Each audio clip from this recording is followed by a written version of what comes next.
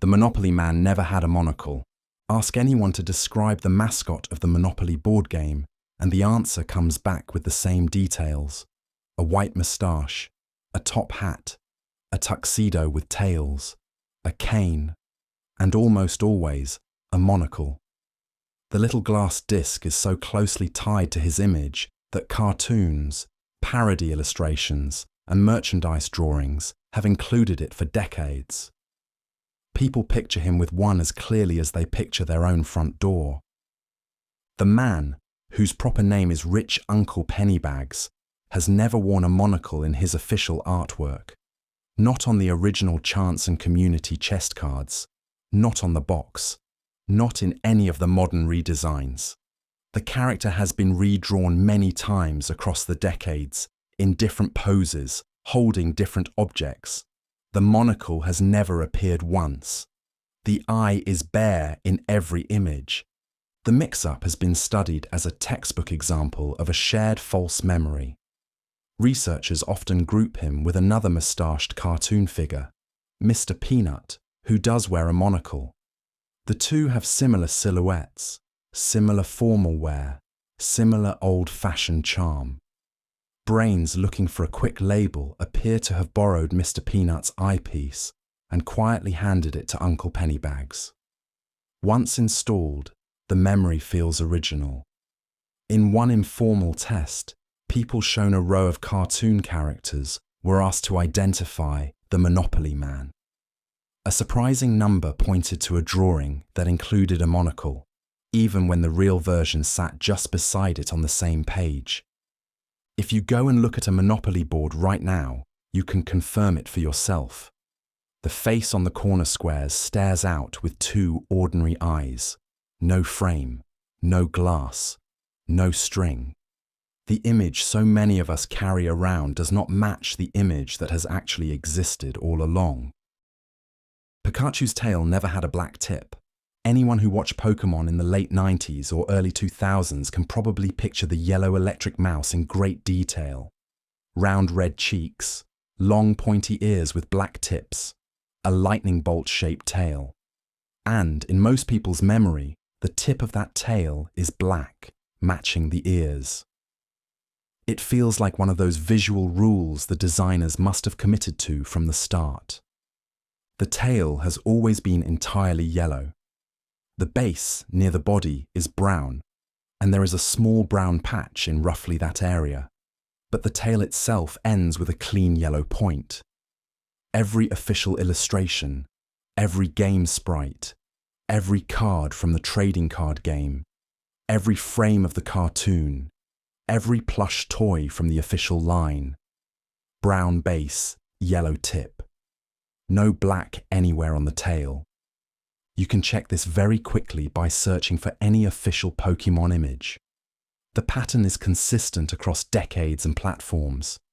The misremembered version, with a black tail tip to balance the black ear tips, is so widespread that fans sometimes argue with each other about it before going to look. The discovery often produces a startled pause, because the false image feels more correct than the real one.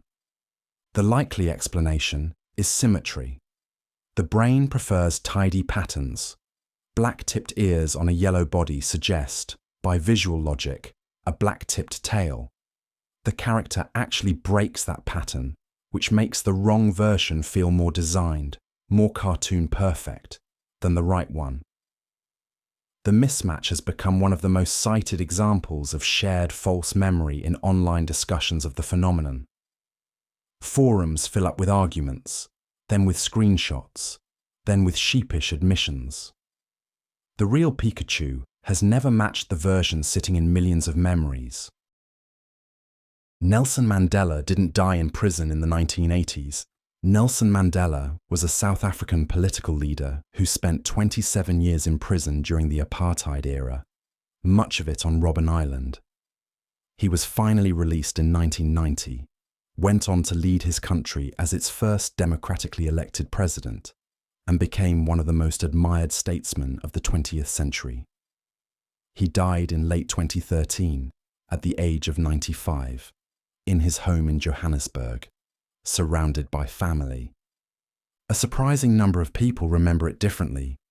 They are sure he died in prison, sometime in the 80s, before he was ever released. Some recall hearing news reports about it. Some remember his widow giving speeches. Some describe watching footage of the funeral. These memories feel as ordinary as any other piece of news from that era. The phenomenon of shared false memory eventually became known, somewhat informally, as the Mandela effect. He was, in fact, alive throughout the entire period in question. He led negotiations with the apartheid government from inside prison. He emerged to global cameras in 1990. He served as president from 1994 to 1999. He continued public work for years after that. The man who supposedly died on a prison cot in the 80s was, in reality, walking out of the gates of Victor Verster prison to a roaring crowd. The likely source of the confusion is a mix of distant news, real prison hunger strikes, and the deaths of other anti-apartheid figures during the same period. Memory, working with a partial sketch of South African history, settles on the most dramatic, plausible ending and files that away as fact. The Mona Lisa has no eyebrows and never has. The Mona Lisa is one of the most famous paintings in the world. Visitors to the Louvre crowd in front of her each day, peering through the protective glass at her small, calm, knowing smile. Most viewers, asked to picture her face, include the standard features: two dark eyes, the slight smile, the carefully painted hair, and often two thin arched eyebrows above the eyes. The eyebrows feel like a basic part of any human portrait. Look closely at the actual painting and the eyebrows are not there. Neither are the eyelashes. The brow ridge is smooth, the eyelids unmarked. The effect is part of the quietly strange aura the painting carries. Leonardo da Vinci, the artist, was famously slow and obsessive. The face was painted with countless thin layers of glaze, building up the soft transitions that give the figure her uncanny solidity. Scholars have debated for years why the eyebrows are missing. One theory is that they were originally there in very fine paint and have faded or been removed during cleaning over the centuries. High-resolution scans of the surface have shown some faint traces near the brow line, which may be evidence of brushwork that has since worn away. Another theory is that Leonardo simply left them off, perhaps in keeping with a fashion among some women of his time who plucked their brows entirely. Either way, the face as it appears today is bare-browed. Visitors to the museum often do not notice on first look, because the brain quietly inserts the missing feature from prior expectation. The famous smile gets all the attention. The empty brow line slides past unread, and the imagined version of her face goes home with the viewer. Vikings never wore horned helmets. The image is so embedded in popular culture that it shapes almost every depiction of the Norse warrior. A bearded raider with a metal helmet sprouting two great curved horns, an axe in his hand, leaping off a longship onto some unfortunate beach. Cartoons, opera costumes, sports team mascots, Halloween shops, breakfast cereal boxes. The horned helmet is the universal shorthand for Viking. The real Vikings, between roughly the 8th and 11th centuries, did not wear horns on their helmets. Archaeologists have recovered the remains of many Norse helmets, including the well-preserved Geirmundbu helmet from Norway, and none of them have horns. The actual helmets were simple, practical, often little more than an iron cap with a nose guard. Horns on a helmet in real combat would have been useless at best and dangerous at worst, offering easy leverage for an enemy weapon. The source of the false image is largely the 19th century. A Swedish costume designer named Carl Emil Doppler created the famous horned helmets for an early production of Richard Wagner's opera cycle, the Ring of the Nibelung, in the 1870s. The dramatic look caught on. Artists, illustrators, and later filmmakers borrowed the design and grafted it onto every depiction of Vikings they made afterward. Some prehistoric and Bronze Age helmets in Northern Europe did include horns, used in ceremonial or religious contexts. These objects, predating the Viking Age by more than 1,000 years, were probably never worn into battle either.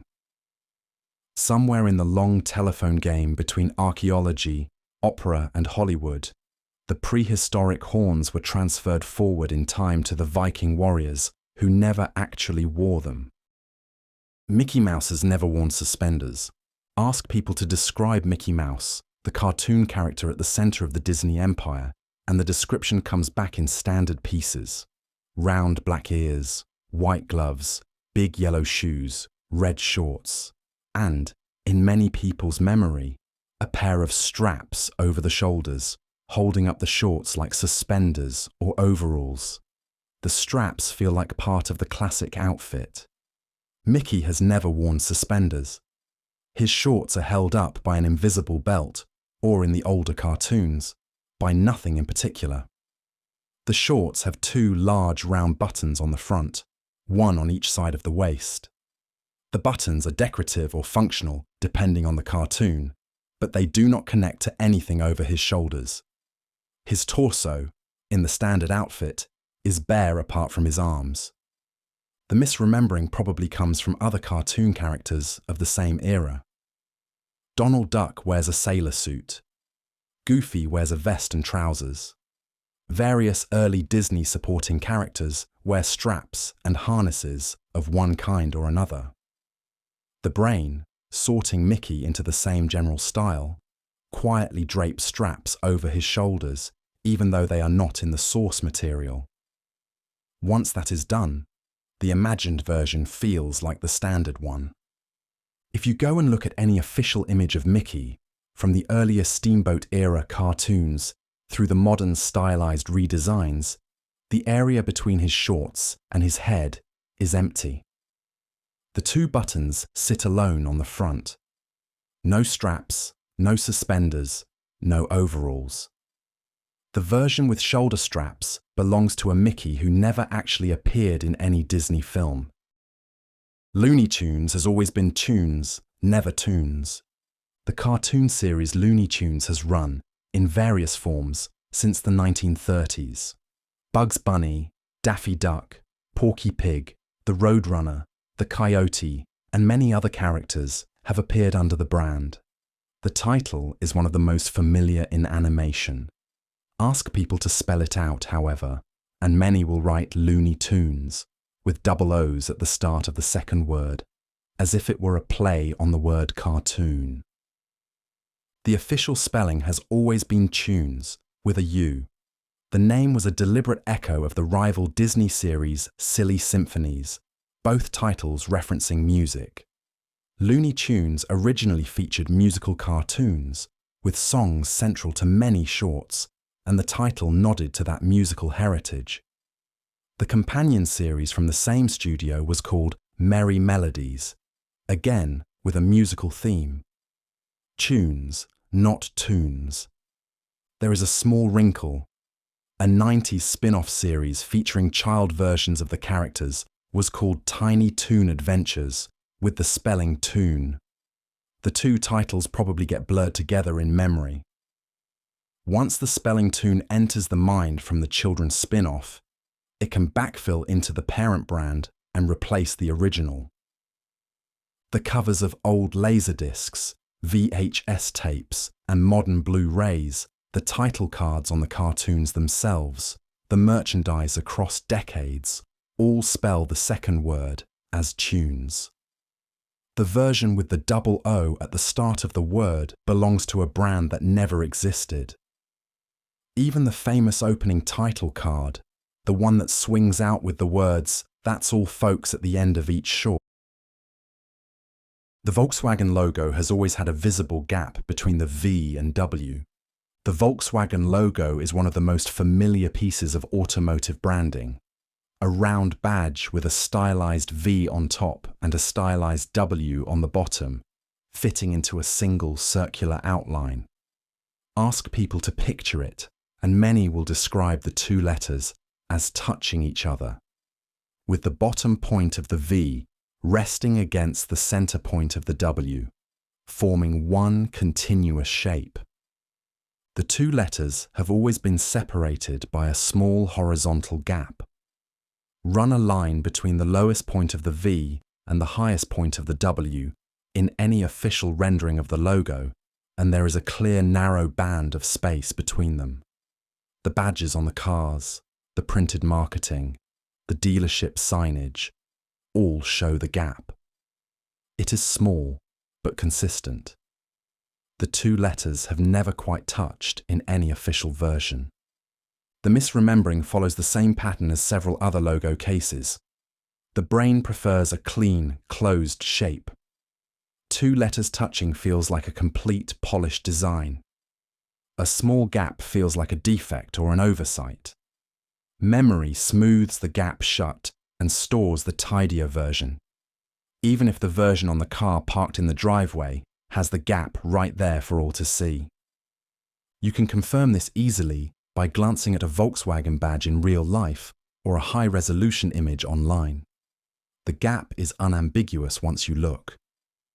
Many long-time owners of Volkswagen cars, on first being asked, insist their car has the closed version, only to walk outside and find the gap on their own bumper. Isaac Newton discovered gravity. Isaac Newton is one of the most influential scientists in history. The story most people learn in school is simple. Newton, sitting under a tree, was hit on the head by a falling apple.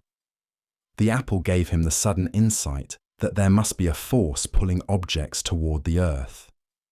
He named that force gravity and gave the world its first understanding of why things fall. The story misses several layers. Gravity was not a previously unknown phenomenon awaiting discovery. People had observed that objects fall down, not up, for as long as people had existed.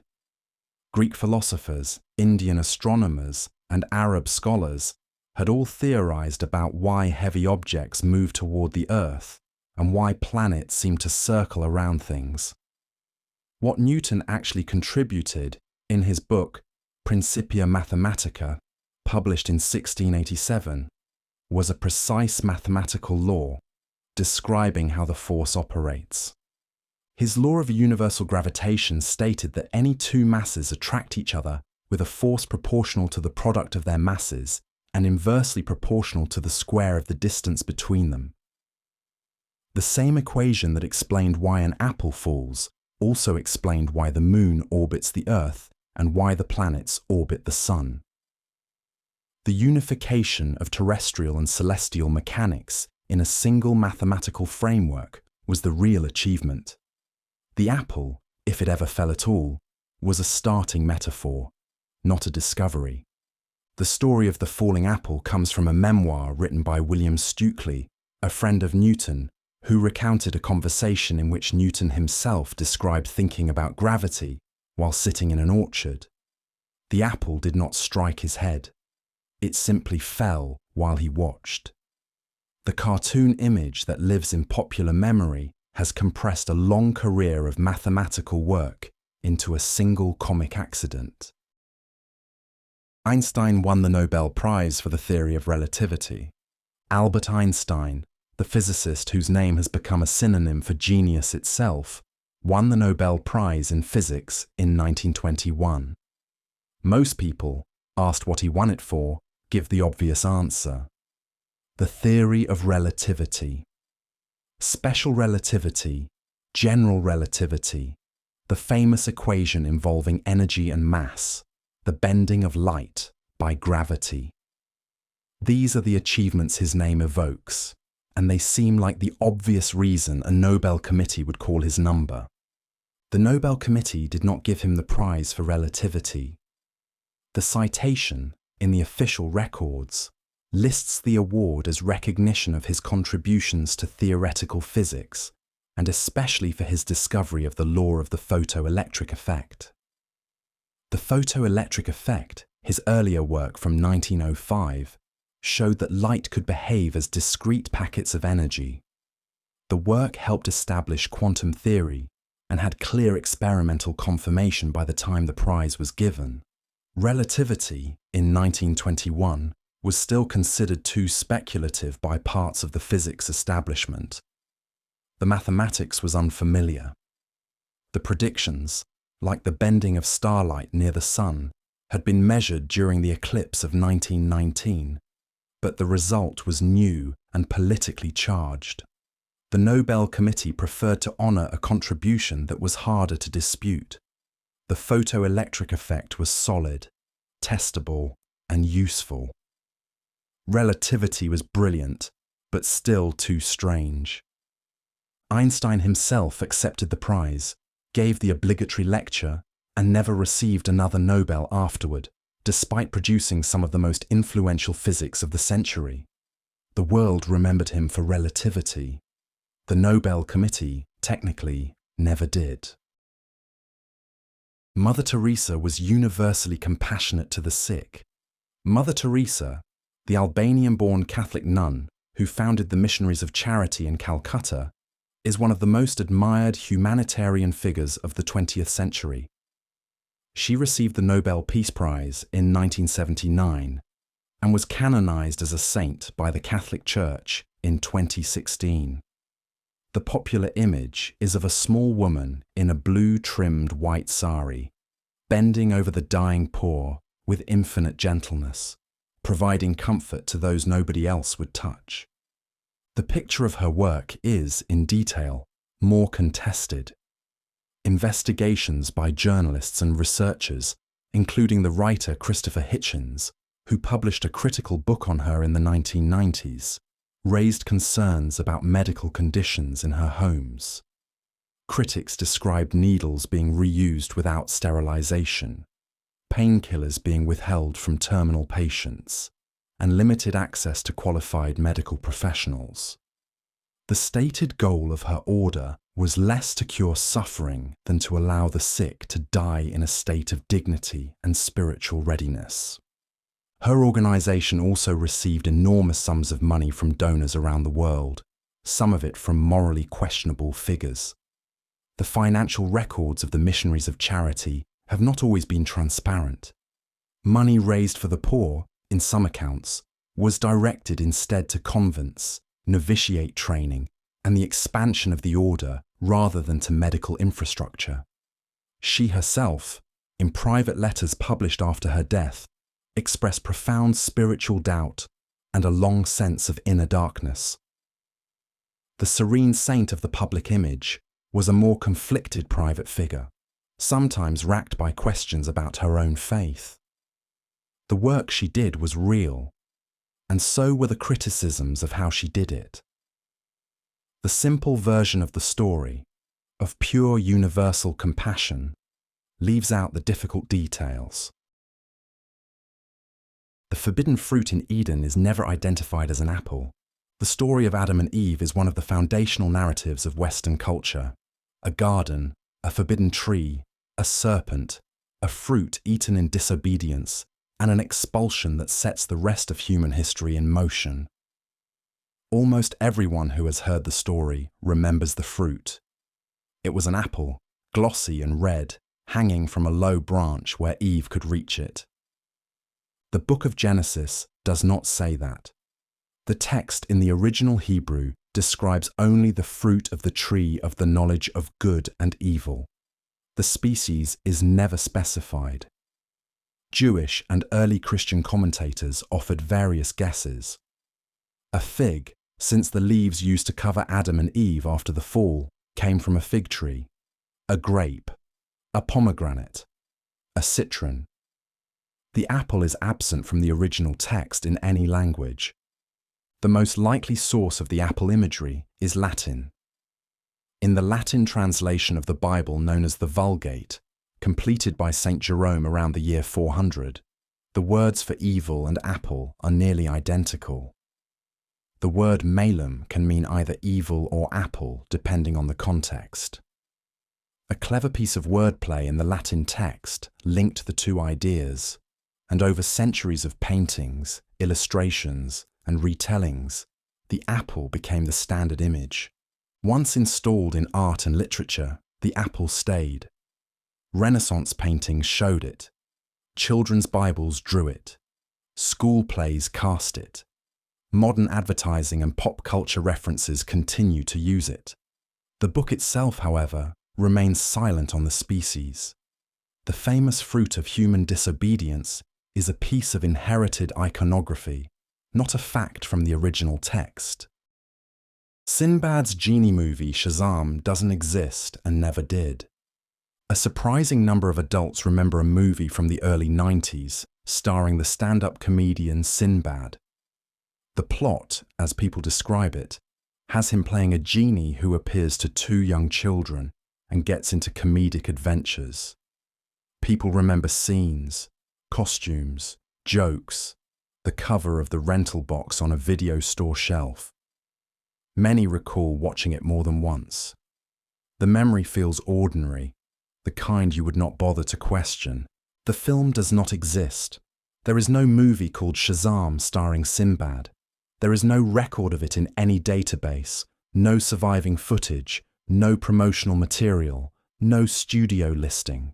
Sinbad himself has addressed this many times. He never played a genie in any film. The closest connection anyone has found is a brief promotional gig where he hosted an afternoon of Sinbad the Sailor movies on cable television. The likely source of the confusion is the actual 90s genie movie, Kazam, in which the basketball player Shaquille O'Neal plays a genie who appears to a young boy. The film exists, was widely rented, and has roughly the structure people associate with the imaginary Sinbad version. Take Kazam, swap in the comedian Sinbad in place of Shaq, slide the title from Kazam to Shazam, and you have the film many people are sure they watched as kids. What is striking about this case is how detailed the false memories are. People describe the cover art, the lettering, the posing. They argue with each other about the plot. They have been visibly disappointed when Sinbad confirmed there is no such film. Memory, it turns out, is happy to manufacture rental boxes that were never on any shelf. Berenstain Bears was never spelled Berenstein. The Berenstain Bears is a children's book series and television show that ran for decades, telling gentle stories about a family of bears with names like Papa Bear, Mama Bear, Brother Bear, and Sister Bear. Generations of readers grew up with the books. Many of those readers, when asked to spell the family name, write it with an E in the second syllable. Berenstein. They feel they have always spelled it that way. They picture the cover of the books that way. The actual spelling has always been Berenstain, with an A. The authors were Stan and Jan Berenstain, married illustrators whose last name was pronounced more like Berenstain than Berenstein. Every book cover, every dedication page, every credit on the television series, every piece of branded merchandise, every interview with the family, every printed signature in personal letters, all Berenstain, all with the same A in the second syllable. The wrong spelling is so widespread that the Berenstain family has had to gently correct fans for years. Mike Berenstain, the son of the original authors who now continues the series, has been asked the question many times. He has confirmed the spelling has never changed. The covers in your childhood library, even if you scan very old editions, all read Berenstain. The E version that lives in millions of memories was never on the shelf. The likely cause is phonetic. Names ending in Stein are common in English. Names ending in Stain are not. The brain quietly nudges the unfamiliar spelling into the familiar pattern as the page goes by. Over years of rereading, the wrong spelling sets. By adulthood, the false memory feels older than the right one. Darth Vader never said, "Luke, I am your father." The scene at the end of The Empire Strikes Back is one of the most parodied moments in cinema. Luke Skywalker, having just lost a hand in a duel, hangs over a chasm while Darth Vader stands above him. Vader makes a revelation that overturns the entire story. Almost everyone who has seen the film, and many who have not, can quote the famous line. They remember it beginning with the name Luke. The line as spoken in the film does not include the name. Vader actually says, calmly and steadily, "No, I am your father." The exchange begins with Luke accusing Vader of killing his father. Vader replies with a flat denial, then delivers the reveal. The word Luke never appears in the actual dialogue. The voice actor James Earl Jones never recorded that version. It was never in any cut of the film. The misquote almost certainly took hold because it makes the line easier to perform out of context. Quoting just the second half with the word "no" leading can be confusing. People bridging the original to a joke or impression naturally swap in the name to give the line a clear addressee. Decades of impressions, parodies, and references have used the Luke version far more often than the real one. The parody version has, in effect, overwritten the original. You can confirm the actual line by watching the scene with subtitles, or by looking up any official transcript of the screenplay. The word that begins Vader's final sentence is "no." The line has been one of the most famous in film history for over 40 years, and most people, including many fans, have been quoting a version that no actor in the film has ever spoken. Fruit of the Loom never had a cornucopia in its logo. The Fruit of the Loom logo is one of the most familiar pieces of American branding. A small, still life of fruit, usually with a red apple, green grapes, and a few leaves, printed on the tag inside countless undershirts and socks. Ask people to describe it from memory, and many will include one extra detail. A cornucopia, the curved horn of plenty from harvest imagery, with the fruit spilling out of it. The horn feels like a natural part of the arrangement. The logo has never contained a cornucopia. The fruit has always sat as a simple cluster, with the leaves behind it forming a slight backing, but no horn, no basket, no woven container of any kind. The official trademark filings of the company confirm this. Their archived advertisements, their tags, their promotional materials, all show the same basic fruit cluster without a horn. The company itself has stated, in public response to repeated questions, that a cornucopia has never appeared in the logo. This is one of the most consistently studied false memories in popular culture. Researchers have shown people lists of logos and asked them to pick the correct one out of several options. A surprising number of people choose the version with the cornucopia, even when shown the real logo first. The conviction is strong. Some people have insisted the company must have changed the design and quietly removed the horn. The most likely explanation is symbolic. A horn of plenty is the classical way to render a heap of fruit. Brains presented with a fruit cluster fill in the missing visual cue from cultural memory and stitch the horn into place. Once added, the memory takes hold. Curious George doesn't have a tail and never did. Curious George is a small brown monkey who has starred in dozens of children's books and animated programs since the 1940s. He gets into trouble, escapes, climbs things, and eventually returns to his friend, the man with the yellow hat. The character is so familiar that most readers can describe his appearance in detail. A round head, big ears, a grin, and in many people's memory, a tail trailing behind him as he swings from branches and lampposts. George does not have a tail. He has never had a tail. Every illustration in the original books by Hans and Margaret Ray shows a tailless body. The animated television series follows the same design.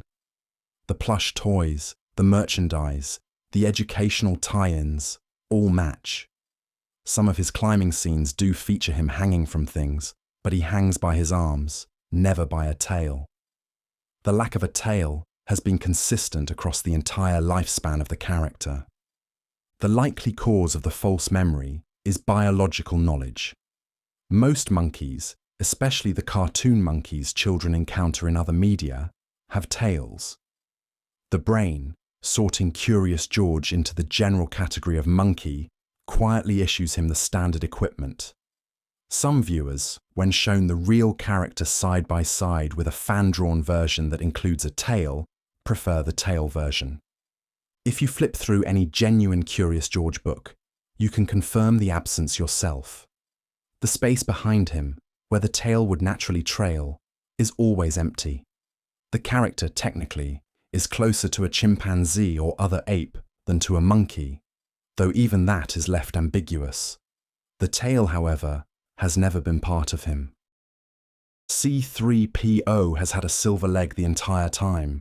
The Star Wars droid C-3PO is one of the most recognizable robots in film history. A tall, slim, golden figure with a permanently worried voice, often standing beside his short, beeping companion, R2-D2. Most viewers, asked to picture him, describe a solid gold body from head to toe. The color is part of his identity. Gold protocol droid, all surfaces matching. He has had one silver leg, from the knee down on his right side, since his very first appearance in 1977. The mismatched panel is clearly visible in many scenes across the original trilogy, especially in shots from the side. It was a deliberate design choice that survived all the costume builds. The silver leg has been there for every film he appears in, every parade, every official portrait. The detail is small but consistent. It catches the light differently from the gold. It often goes unnoticed because the eye is drawn to his face, his arms, and the overall impression of a polished gold humanoid. Once you know to look for it, you can spot it easily in still photos. Many lifelong fans have watched the original trilogy dozens of times without noticing. The likely cause of the missed memory is color generalization. The brain takes the dominant impression of a figure, in this case gold, and fills the rest of the body with the same color. The silver shin is treated as an oddity to be smoothed over rather than a feature to be retained. The character on screen has always been two-toned, even when the character in the audience's memory is not. Walt Disney was cremated, not cryogenically frozen. The story is so widely repeated that it has become part of pop culture shorthand. Walt Disney, the founder of the entertainment empire, was so afraid of death and so committed to future technology that he arranged to have his body frozen after he died. The frozen capsule, in some versions of the rumor, is hidden in a vault under one of the Disney theme parks, perhaps beneath the Pirates of the Caribbean ride. He sits there, waiting for medicine to catch up so he can be revived. None of this is true. Walt Disney died of lung cancer in December of 1966, at the age of 65. His body was cremated 2 days after his death, and his ashes were interred at Forest Lawn Memorial Park in Glendale, California, where his grave is still visible to visitors. His death certificate, cremation records, and burial location have all been public for decades. The Disney family has confirmed the story many times. There is no frozen body. Cryonics, the practice of freezing bodies after death in hopes of future revival, did exist in 1966. The first person ever to be cryogenically preserved was a different individual, James Bedford, frozen about a month after Disney's death. The accidental proximity of these two events, plus Disney's reputation as a visionary obsessed with the future, gave the rumor a plausible shape. From there, the story took off. The legend has been repeated in books, television shows, schoolyard whispers, and countless internet posts. Many people are surprised to learn it was never true. The image of a frozen Disney sleeping under his park is one of those false memories that arrived from somewhere else and made itself at home. Marie Antoinette never said, "Let them eat cake." The line is one of the most famous attributed quotes in European history. A French queen, told that her starving peasants had no bread, is supposed to have replied with the airy suggestion that they eat cake instead. The story has been used for centuries as a symbol of aristocratic cluelessness on the eve of revolution. Marie Antoinette, the Austrian-born wife of King Louis XVI, is the queen everyone remembers saying it. She almost certainly never said anything of the kind. There is no record of the line in any contemporary letter, court document, diary, or eyewitness account from her reign. The earliest known version of the story predates her arrival in France. Jean-Jacques Rousseau, writing in his autobiography around the year 1765, attributed a similar quote to an unnamed great princess. Marie Antoinette was a child in Vienna at the time, not yet married to the French Dauphin, certainly not running the royal kitchens. The quote stuck to her after her death because she made a convenient symbol. She was foreign, unpopular, and executed during the Revolution. As the new republic shaped its own founding mythology, the careless princess of Rousseau's old anecdote was quietly relabeled with her name. The story passed from textbook to textbook until almost no one remembered it had ever belonged to someone else. By the standards of her time, she was actually somewhat sensitive to the poverty around her. She gave to charity, sponsored aid efforts during food shortages, and corresponded about the suffering of common people. None of that survived in the popular image.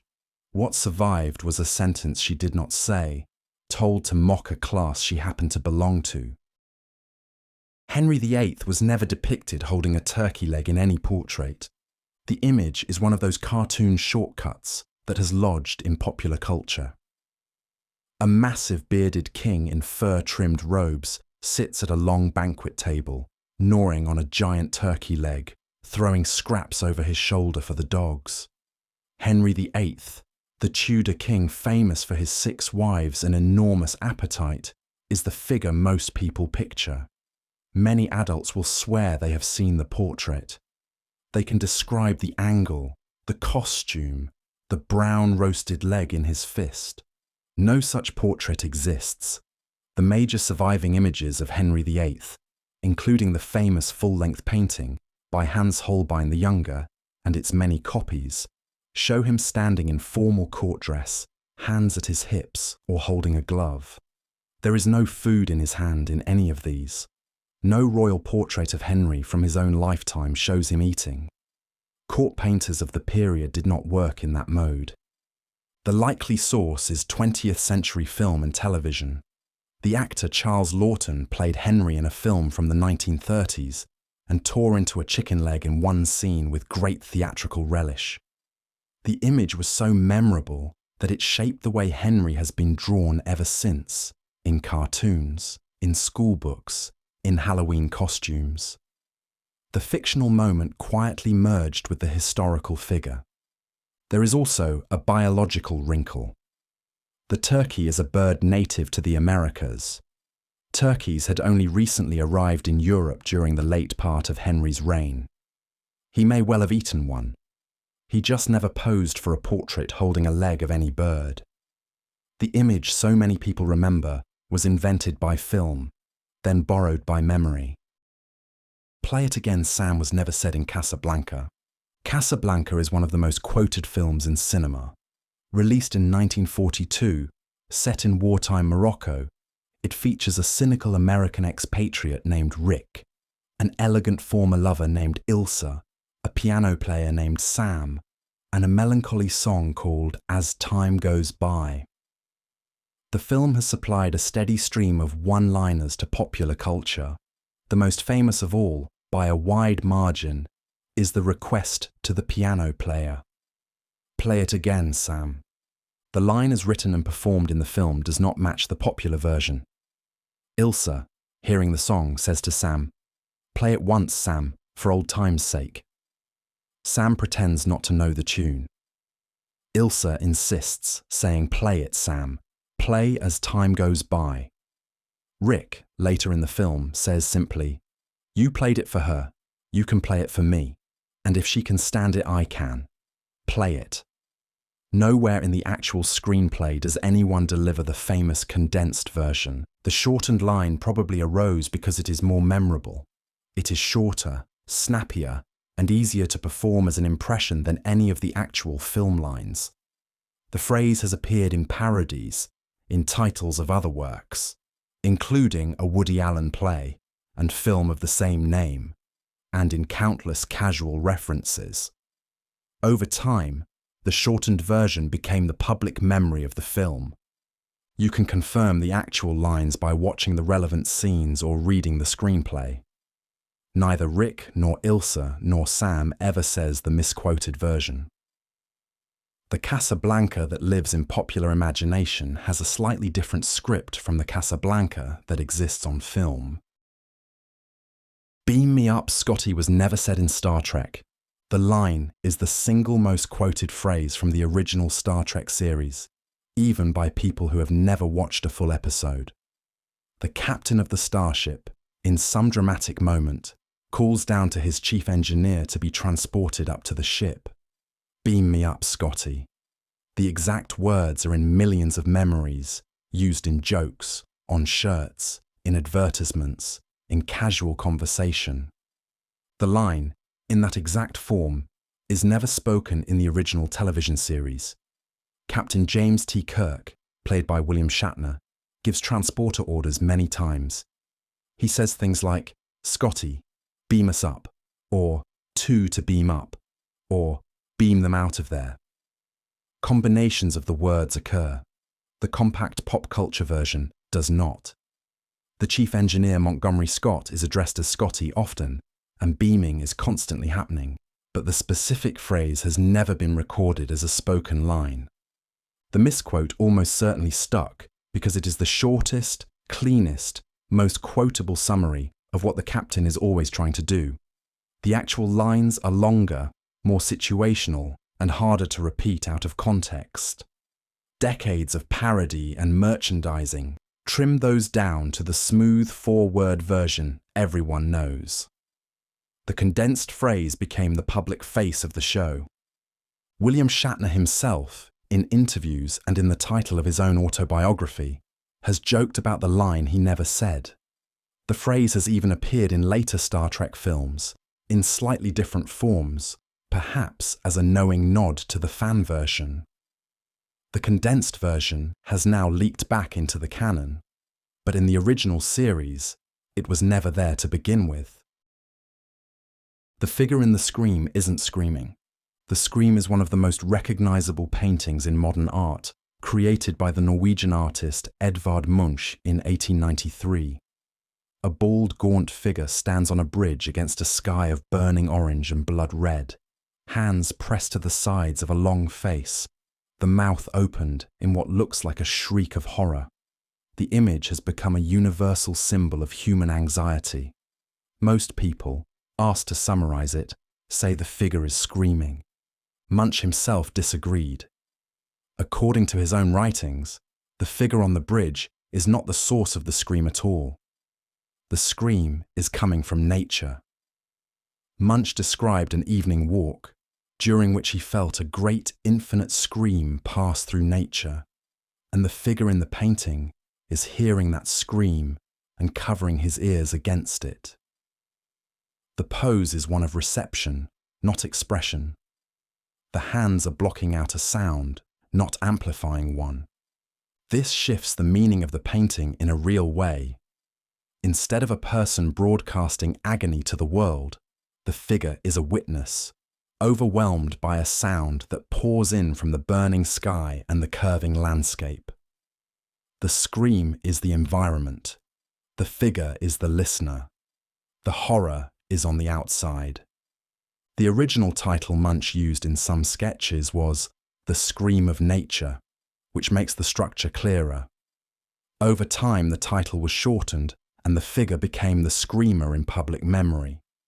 Look at the painting again with the artist's framing in mind, and the pose changes meaning. The mouth is open in stunned response. The hands are clamping down. The actual scream is everywhere else. Houston, we have a problem was actually, we've had a problem. The line is part of the standard cinematic shorthand for crisis. An astronaut, somewhere in space, calls down to mission control and reports calmly that something has gone very wrong. The phrase has been used in countless parodies, business presentations, and casual conversation. The version most people know comes from the events of the Apollo 13 mission in 1970, when an oxygen tank ruptured on the way to the moon. The actual radio transcript from that night reads slightly differently. The astronaut Jack Swigert, on board the spacecraft, first said, "Okay, Houston, we've had a problem here." Mission Control asked him to repeat. The commander Jim Lovell then said, "Houston, we've had a problem." The verb form was past perfect, not present, and the wording reflected something that had just happened, not something currently unfolding. The exact phrase used in the film, in the present tense, was a tighter line written for the screen. The film Apollo 13, released in 1995 and starring Tom Hanks as Jim Lovell, used the cleaner present tense version. The change made the line more dramatic in the moment, suggesting a problem still in progress rather than one already past. The film was widely seen, the line was widely quoted, and the cinematic version overwrote the real one in popular memory. The recordings of the actual transmission still exist. NASA archives have published the audio and the full transcript. You can listen to the moment and hear the past tense delivery clearly. The line that lives in pop culture was rewritten by Hollywood, and the line that was actually spoken by the crew survives in the historical record. The Tin Man's funnel hat points downward in the original film. Memory is a slippery thing when it comes to small visual details. The Tin Man, the rusted woodsman from the 1939 film The Wizard of Oz, wears a battered metal funnel on his head as a kind of hat. Ask people to picture the funnel and a strong majority will describe it pointing up, the wide opening sitting on his head, the narrow tip aimed at the sky like a little spire. In the film, as it actually appears, the funnel points downward. The wide opening is at the top, the narrow tip points down toward his face, and the whole thing sits a bit like an upside-down ice cream cone on his crown. The wardrobe choice is visible in every scene the Tin Man appears in, on every poster, in every promotional still. The downward funnel is the design that survived from the original costume sketches through the entire production. The reason memory flips the funnel is probably structural.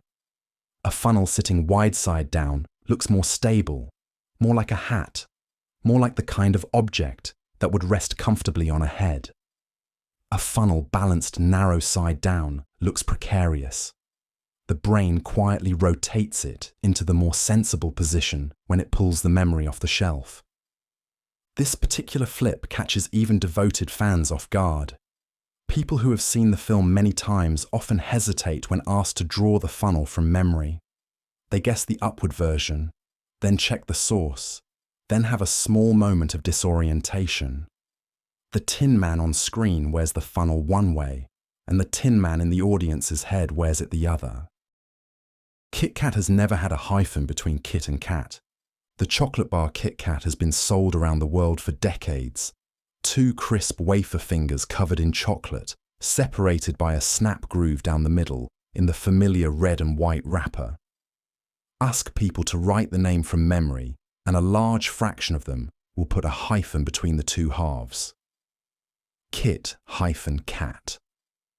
Many will swear they remember the hyphen on the wrapper for years. The wrapper has never carried a hyphen. The official brand mark, since the product launched in the United Kingdom in the 1930s, has always been written as a single word with 2 capital Ks, no hyphen, no space. The logo has been redesigned many times across the decades, changing colour, font and proportion, but the spelling has stayed the same. KitKat as one closed word. The misremembering may come from the way the name is pronounced. The natural pause between kit and cat invites a typographic break. Some other dual-word brand names of the era have used hyphens, and some have been written as two words. The brain, sorting KitKat into that general category, quietly inserts a hyphen and stores the more conventional spelling. This false memory is particularly easy to test on yourself. Reach for any KitKat wrapper in real life or look up an official image online. The two Ks sit right next to each other with no punctuation between them. People often stare at the wrapper for a long moment, then check another wrapper, then go look online, because the actual spelling looks slightly wrong compared to the version stored in their memory. Napoleon wasn't short. Napoleon Bonaparte, the French emperor who reshaped Europe in the early 19th century, is one of the most famous figures in history. He is also one of the most caricatured. The standard cartoon image shows a small man with his hand stuck inside his coat, a bicorn hat pulled low on his head, glaring up at the taller people around him. From the cartoons came a psychological term, the Napoleon complex, used to describe short men who supposedly compensate for their height with aggressive ambition. He was not actually short. By the records of his own time, Napoleon stood at roughly 5 feet 6 inches, or perhaps a touch more, which was around average or slightly above for a French man of his era. The confusion comes partly from a measurement mix-up. French inches in his lifetime were slightly larger than English inches. When his height was given in French units after his death and then read as English units, it sounded shorter than it really was. There were also two political reasons for the legend.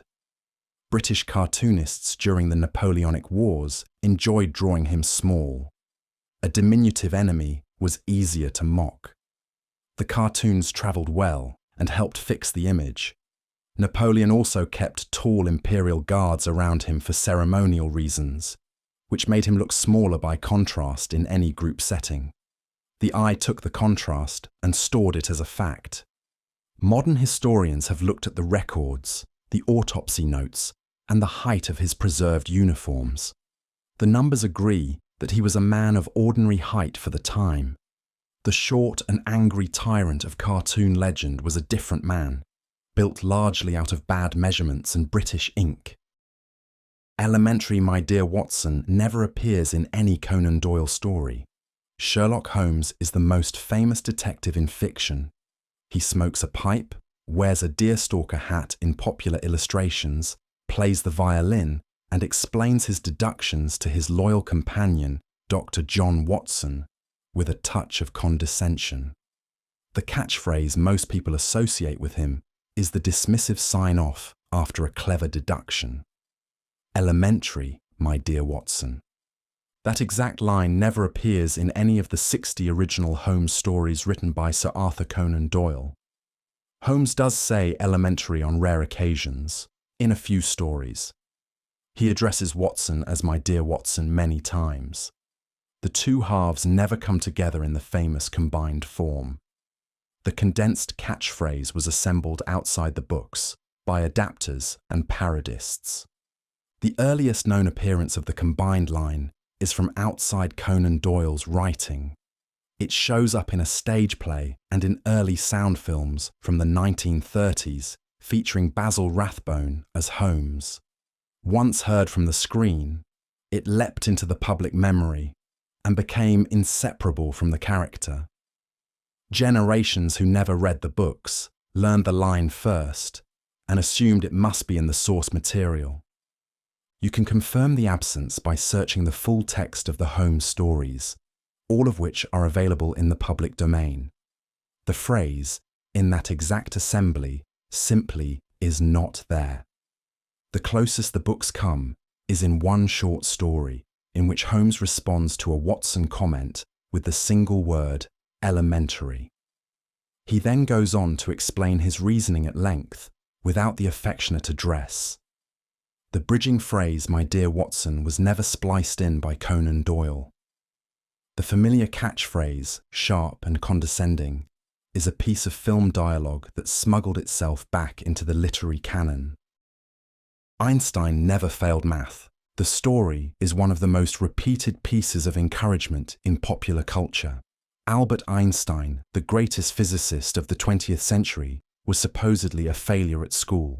He flunked mathematics. He was thought to be slow. He went on to revolutionize our understanding of space and time, proof that grades do not measure genius. Teachers, motivational speakers, and self-help books have quoted the story for decades. Einstein was actually excellent at mathematics from a very young age. By the age of 11 or 12, he had taught himself algebra and Euclidean geometry. By 15, he had mastered differential and integral calculus, well ahead of his classmates. His school records, which have been preserved and published, show consistently high marks in math and physics. He did not fail. He excelled. The likely source of the myth is a misunderstanding involving the Swiss grading system. At one school he attended, grades ran from 1 to 6, with 6 being the best. At another, the scale was reversed, with 1 being the best. Looking at his transcript without knowing the local system, his high marks of 6 can look like the lowest possible mark. The misreading travelled, and the legend was born. When the misquote was put to Einstein himself during his lifetime, he is reported to have laughed and corrected it. He never failed math, he said. He had already mastered most of it before he was 15. The figure of the bumbling student who became a genius was made up by the popular press. The actual student was a quiet, intense, mathematically gifted boy who was already reading professional physics by his teens. Oscar Mayer is spelled with an A, not Meyer with an E. The brand Oscar Mayer is one of the most familiar names in American supermarkets. Hot dogs, bologna, packaged lunch meats, plus the famous Wienermobile that drives around the country as a rolling advertisement. The brand name appears on millions of packages every week. Ask people to spell the second word from memory, and a large number will write Meyer, with an E and a Y. Many feel very certain. The actual spelling has always been Meyer, with an A and a Y. The company was founded in the late 1800s by Oscar F. Mayer, a German immigrant to the United States, who spelled his own name with an A. Every package, every advertisement, every truck, every jingle credit, every legal filing has used the A spelling for over a century. Meyer with an E is a common German surname, but it is not the surname of the man who founded the company or the spelling of the brand he founded. The misremembering probably comes from the relative frequency of the two surnames. Meyer with an E is more common than Mayer with an A in American English. When the brain reaches for the spelling of the brand, it pulls the more common surname pattern and inserts it in place of the actual one. The brain's spell checker quietly corrects the unfamiliar name into a more familiar one. Anyone who has ever stood in the meat aisle can confirm the real spelling by glancing at a package. The A is right there. Many lifelong customers are surprised, on careful inspection, to find that the spelling they have been writing on shopping lists for years is not the spelling on the product. The Salem witches were never burned. The Salem witch trials, which took place in the colony of Massachusetts in 1692, are among the most famous events in early American history. A wave of accusations, hysteria, and rigged court proceedings swept through the town of Salem, condemning dozens of people, mostly women, as witches. The popular image of how they died usually involves stakes, ropes, and flames. Many people are sure the Salem witches were burned alive. They were not. 20 people were executed during the Salem witch trials. 19 of them were hanged on the gallows. One, an elderly man named Giles Corey, was pressed to death under a pile of heavy stones for refusing to enter a plea. Several others died in prison while awaiting trial. None of them were burned. Burning witches was not the method used in the English legal tradition that the colony followed. The image of the burning stake comes mostly from continental Europe, where witch trials in countries like Germany and France did sometimes end in fire. The horror imagery from those earlier European trials drifted into the American imagination and got attached to the much later, much smaller scale Salem proceedings. Film, novels, and Halloween imagery reinforce the misplaced detail. The real Salem trials were horrifying without the fire. They were driven by social conflict, fear, and dubious courtroom procedures that allowed so-called spectral evidence, in which a witness claimed the accused had appeared to them in a ghostly form. Those convicted were neighbours, friends, sometimes family members. The actual deaths were quieter than the imagined ones, but the misery they caused was real, and the historical record is clear about how each one ended. Life was like a box of chocolates. The film Forrest Gump, released in 1994, starred Tom Hanks as a simple, kind-hearted Southern man who drifts through several decades of American history. The film won the Academy Award for Best Picture. Among the many lines that became cultural property, the most quoted by far is a piece of homespun wisdom Forrest attributes to his mother. The version everyone remembers begins, "Life is in the present tense." Forrest actually says the line slightly differently. As he sits on a bench at a bus stop and tells his story to a stranger, his words are, "My mama always said, life was like a box of chocolates." The verb is past tense. The line then continues, "You never know what you're going to get." The past tense fits the framing, since Forrest is quoting his mother in memory. The present tense version reads more like a freestanding aphorism. The reason the present tense version took hold is probably grammatical. Quotes that are meant to be wisdom tend to be in the present tense. Sayings, mottos, and proverbs usually open with words like life is or love is, not life was or love was. The brain, recognizing the structure of an aphorism, tidies the verb into the more natural form for that kind of saying. The film transcript, the screenplay, and any careful rewatch confirm the past tense as spoken on screen. The aphorism that everyone quotes is not quite the aphorism the character delivers. The difference is small, but enough to make almost every recitation, on coffee mugs and inspirational posters, a quiet misquote. Tom Hanks himself, in later interviews, has pointed out the discrepancy with some amusement. The line that became one of the most famous in 90s cinema is, technically, a slight rewrite by the audience. Smokey Bear was never officially Smokey the Bear. Smokey Bear is the cartoon mascot of the United States Forest Service, used since the 1940s in public service campaigns against wildfires. He is a large brown bear in a ranger's hat and blue jeans, often holding a shovel, warning that only you can prevent forest fires. Many adults grew up calling him by a slightly different name, Smokey the Bear, with the word "the" in the middle. The official name has always been Smokey Bear, without the word "the." The Forest Service has been firm on this point for decades. When the character was created in 1944, the name registered for use was simply Smokey Bear. The advertisements, the posters, the public service announcements, the legal trademark filings, all use the two-word form. The reason most people remember the longer version comes from a popular song. In 1952, songwriters wrote a catchy tune about Smokey for a children's record. The phrase "the in the middle" made the line scan better musically.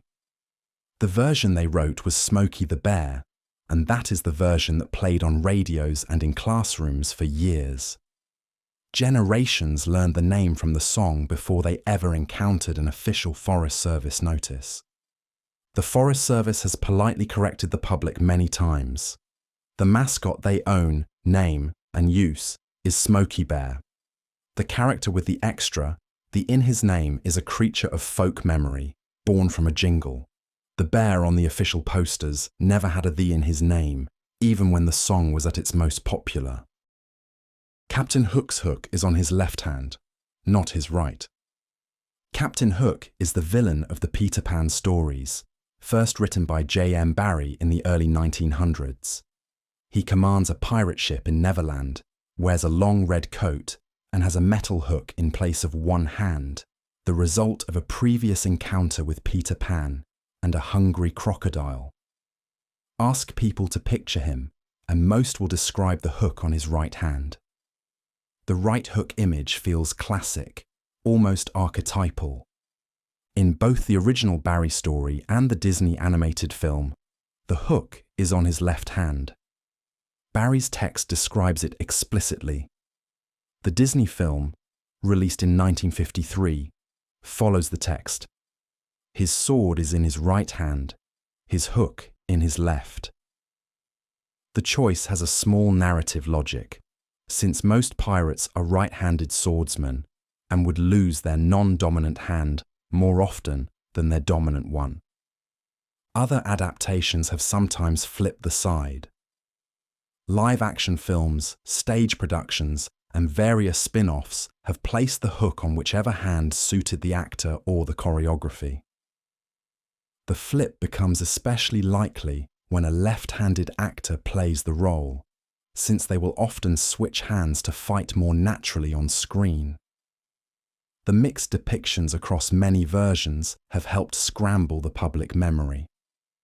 If you go back to the original sources, however, the hook is firmly on the left side. The Disney animated film is the version most people grew up with, and that film puts the hook there too. The hook on the right hand belongs to a version of Captain Hook, assembled from later adaptations and reflexive assumption. Skechers has never had a T in it.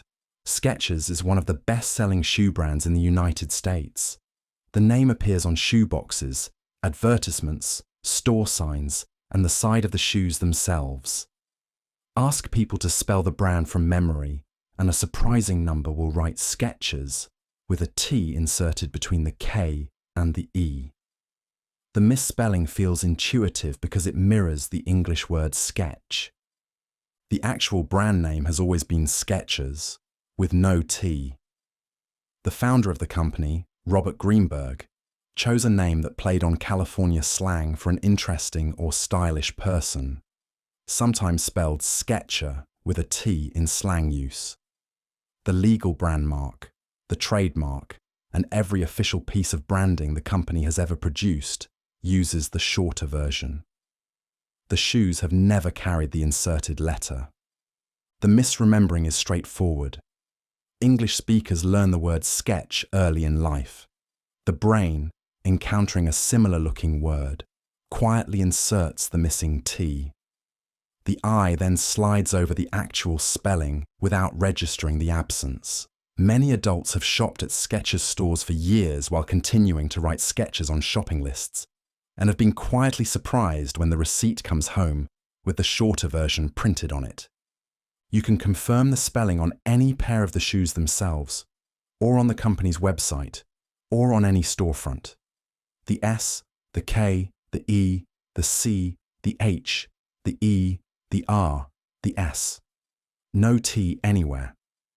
The version with the T belongs to a brand that does not exist, sustained entirely by the autocorrect circuits in millions of human heads. Van Gogh didn't cut off his whole ear. The story is one of the most famous in the history of art. Vincent van Gogh, the Dutch post-impressionist painter, suffered from severe mental distress for much of his short life. In December of 1888, in the southern French town of Arles, He had a breakdown that ended with him mutilating his own ear with a razor. He then walked the bloody piece to a local establishment and handed it to someone before being found and taken to a hospital. The popular telling has him cutting off the entire ear. The historical record, including hospital notes from his doctors and modern analysis, suggests something less complete. For a long time, the standard belief was that he had cut off only the lower lobe of his left ear, leaving most of the ear intact. A more recent reassessment of the evidence concluded that he probably cut off most of the ear, leaving only a small portion of the lobe attached. Either way, the entire ear did not come off. The original hospital sketch by his doctor, Felix Ray, shows a left ear with a clean cut across most of its surface, leaving a small remaining portion at the bottom. The exact extent has been debated by historians and biographers. What is clear is that the whole ear, slice and all, was not severed. Something was left behind, and the wound, while horrifying, was less complete than the popular image of the missing ear suggests. The story stuck in the harsher form because it made a sharper picture. A whole missing ear is easier to remember than a partial cut. The legend grew with each retelling. The actual incident was bloody and tragic, but the precise anatomy of it has been bent over the years to fit the dramatic shape that history seems to prefer. We Are the Champions doesn't end with "of the world" in the final chorus. The Queen song We Are the Champions, released in 1977, is one of the most recognizable rock anthems ever recorded. Played at stadiums, weddings, graduations, and political rallies, the song builds to a triumphant closing chorus that almost everyone knows. The version most people remember ends with the singer Freddie Mercury holding the final word, "of the world." The actual recording does not end that way. The chorus throughout the body of the song reads, "We are the champions, my friends," and ends with the words, "We are the champions of the world." On the very last chorus, however, the song stops on the word champions and goes no further. The phrase "of the world" is missing from the final repetition. The track fades, or in some versions ends cleanly, on the shorter line. This editing choice was deliberate. Brian May, the guitarist, has discussed it in interviews. The song was built to leave a hanging, unresolved feeling at the end, the way an anthem might trail off into the cheering crowd. By dropping the closing phrase on the very last chorus, the song surrenders the sense of completion that the singer keeps promising. The effect is subtle, but powerful. Most listeners are sure they hear the full line at the end because they have heard it so many times within the song. The brain stitches the missing words in from earlier repetitions. Many people, on listening carefully to the final 10 seconds, are startled to find a hole where they expected the words to be. The line they remember was supplied by their own memory, not by Freddie Mercury. Tweedledee and Tweedledum have flags on their hats, not propellers. Lewis Carroll's book, Through the Looking Glass, introduces the twin characters Tweedledee and Tweedledum, two plump, identical figures who recite poems, get into arguments, and prepare for a small comic battle. Most readers who grew up with Disney's animated Alice in Wonderland film, released in 1951, can picture them clearly. Round bodies, oversized collars, small caps on their heads, and, in many people's memory, little spinning propellers on top of the caps, like the cartoon hats children sometimes wear. The caps in the Disney film do not have propellers. They have small flags. Each twin has a triangular flag sticking up from his cap, one labelled with his name. The flags are visible in every shot of the characters in the film, and in the original John Tenniel illustrations from the 1870s that the Disney animators worked from. Flags, not propellers, on simple little caps. The misremembering probably comes from another 20th century icon. Propeller beanies, the silly caps with a small spinner on top, became popular novelty items in the United States in the 1940s and 50s. Cartoon characters who wore them tended to be foolish, childlike, and round, which is also a fair description of the Tweedle brothers. The brain, sorting them into the propeller beanie category, quietly swaps the flag for a spinner. If you watch the Disney film today or look at the original Tenniel etchings, the flags are unmistakable. The propellers do not appear on either pair of twins in any official version. The propeller beanie hats belong to a different cartoon tradition, transplanted later onto two characters who never wore them. The Pillsbury Doughboy has never worn a scarf. The Pillsbury Doughboy is a small, plump, soft white figure who has been the mascot of the Pillsbury Baking Company since 1965. He giggles when his belly is poked, wears a chef's hat, and stars in cheerful advertisements for dough products. Ask people to picture him, and many will describe a small scarf or kerchief wrapped around his neck, completing the chef costume. The Doughboy has never worn a scarf. He wears only a chef's hat, and that is the entire wardrobe. No scarf, no apron, no shirt, no shoes. His body is plain white dough, smooth and undecorated, with only the tall white hat on his head and two black dot eyes. The design has been remarkably stable across nearly 60 years of advertising. The likely cause of the false memory is the chef stereotype. A standard cartoon chef wears a hat, an apron, and very often a kerchief or neckerchief tied at the throat. Brains that file the Doughboy under cartoon chef quietly add the missing pieces of the standard chef costume, including the neck wrap. The Doughboy as remembered fits the template better than the Doughboy as drawn. You can confirm the absence by watching any of the hundreds of Pillsbury commercials available online. The little white figure giggles, wiggles, and waves, all without a stitch of fabric below the hat. The Doughboy has also picked up other false accessories over the years in popular memory. Some people insist they remember him wearing a small apron. Others a kerchief tied in a knot. Others a tiny tool belt. None of these have ever appeared in official Pillsbury material. The bare white belly, the round dot eyes, and the tall chef's hat are the entire package. It's Sex and the City, not Sex in the City, the television series that ran from 1998 to 2004 is one of the most influential shows of its era. 4 women, 4 love lives, the streets and apartments of New York. Ask people to name the show, and a large fraction will say the title with the word in, not and. Sex in the City. The misnaming is common enough that it appears in casual conversation, in magazine headlines, in passing references on television. The actual title has always used the word and, Sex and the City. The conjunction is in every season's opening credits, on every DVD case, in every poster, in the title of the original book by Candace Bushnell that the show was adapted from, and in the names of the later spin-off films. The title is, in effect, a list of 2 things, sex and the city. Both are characters in their own way, and the title flags them as twin subjects. The reason the wording slides in so easily is grammatical. The phrase sex in the city is more natural English than sex and the city. The preposition in answers a quiet question about where the sex is happening.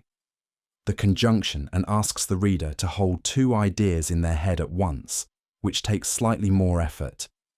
The brain, smoothing the title for ease of recall, swaps the harder word for the easier one.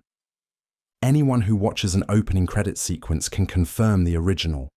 The word stays the same.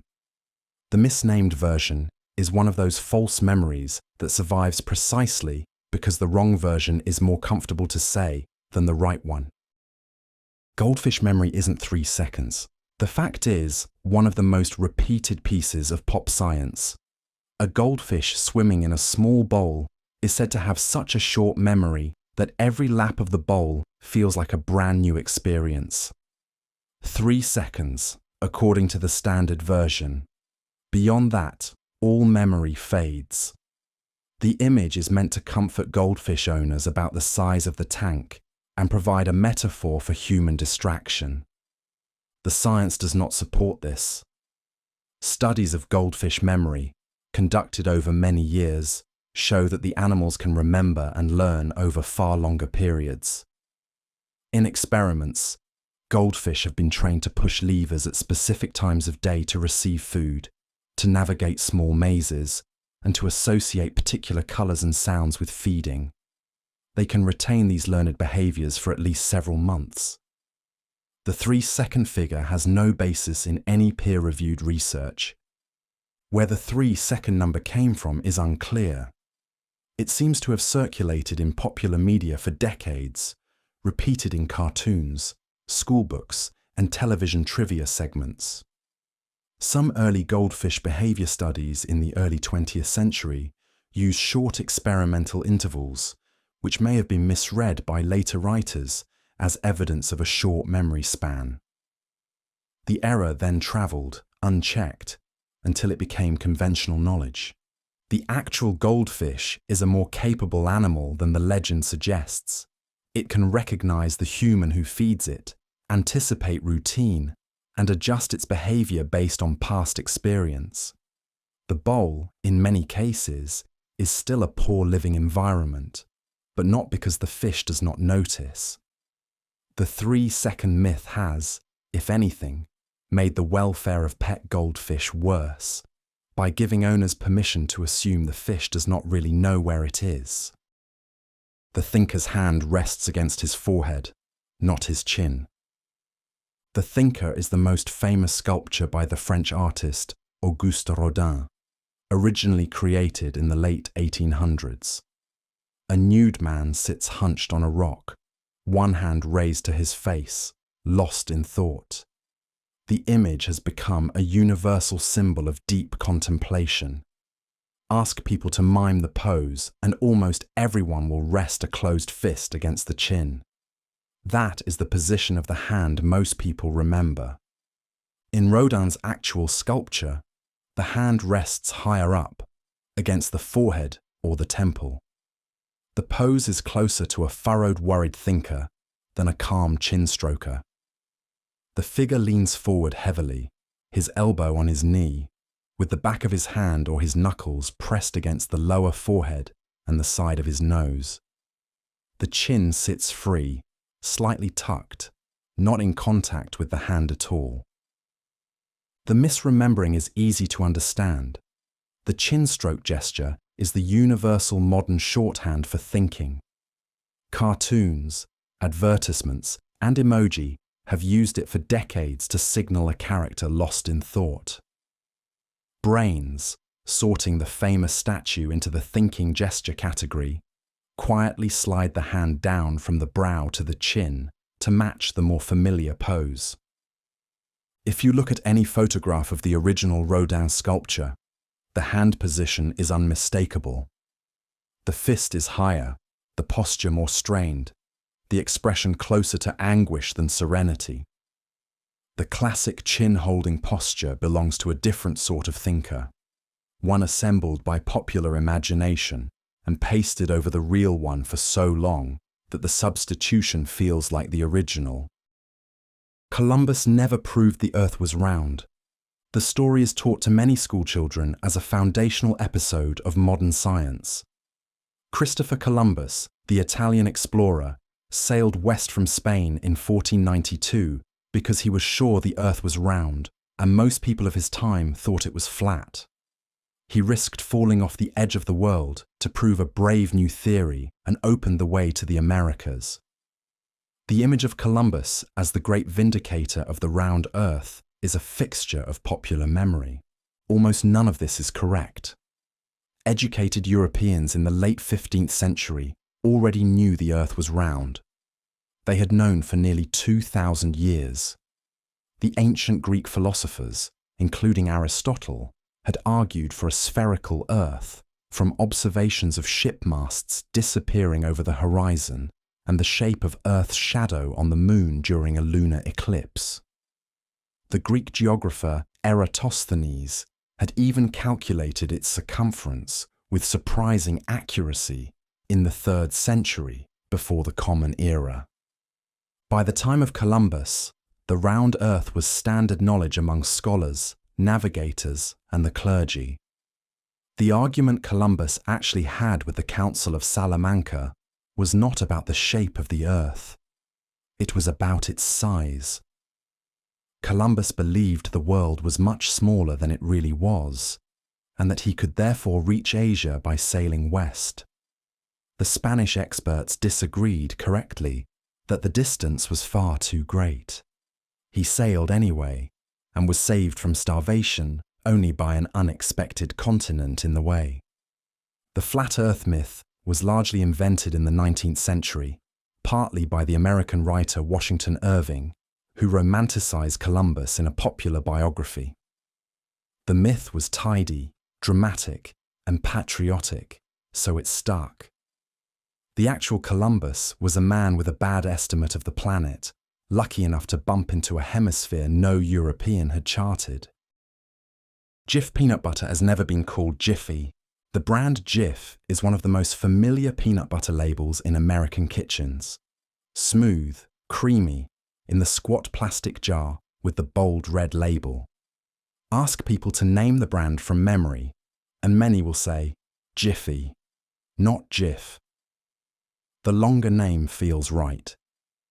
It seems to match the old advertising slogan in their head.